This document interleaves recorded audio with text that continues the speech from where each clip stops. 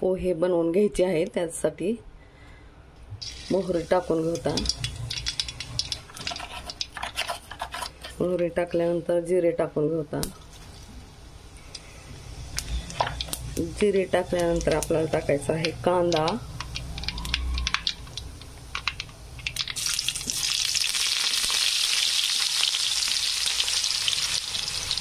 कांदा छानपैकी असा फ्राय होऊ द्यायचा।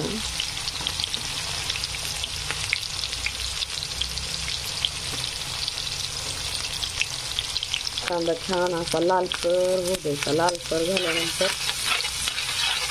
पोहे टाकून घ्यायचे। नंतर आपल्याला कांदा टाकून झाल्यानंतर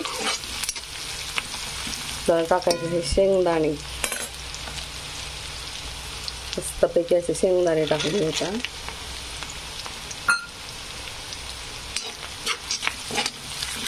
शेंगदाण्याला पण छान भाजू द्यायचं आहे। असं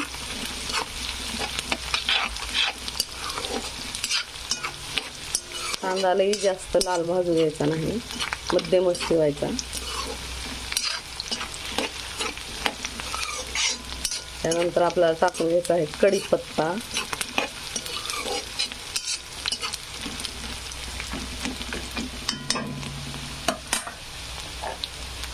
कढीपत्ता असा छोटा कट करून घ्यायचा।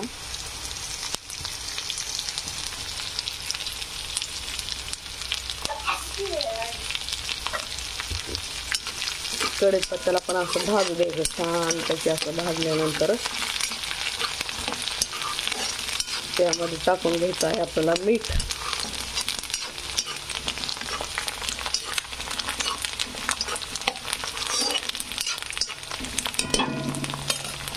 मीठ टाकून घेऊत आपण। चवीनुसार लागेल तेवढं मीठ टाकायचं।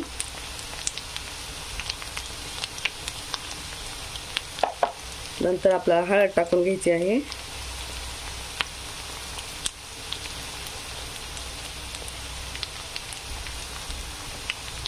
हळद आपल्या आवश्यकतेनुसारच टाकायची। नंतर टाकून घ्यायचं आहे लाल तिखट। माझ्याकडे हिरव्या मिरच्या नाहीत म्हणून मी लाल तिखट टाकून घेत आहे।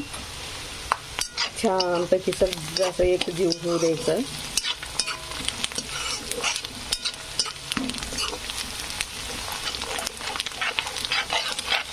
सगळं फ्राय झाल्यानंतर टाकून घ्यायचे आहे पोहे।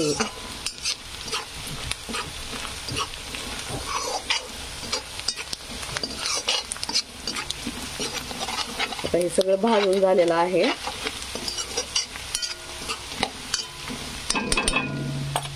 आपल्याला टाकून घ्यायचे आहेत आता पोहे। मस्तपैकी असे पोहे।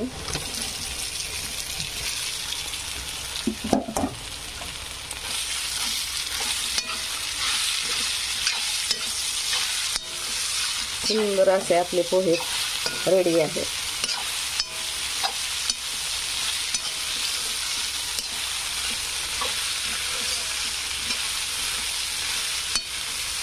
धन्यवाद।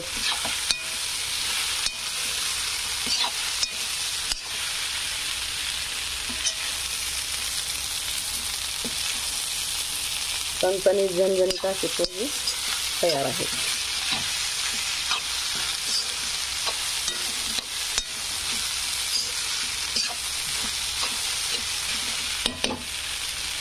इकडे केलेला आहे पापड।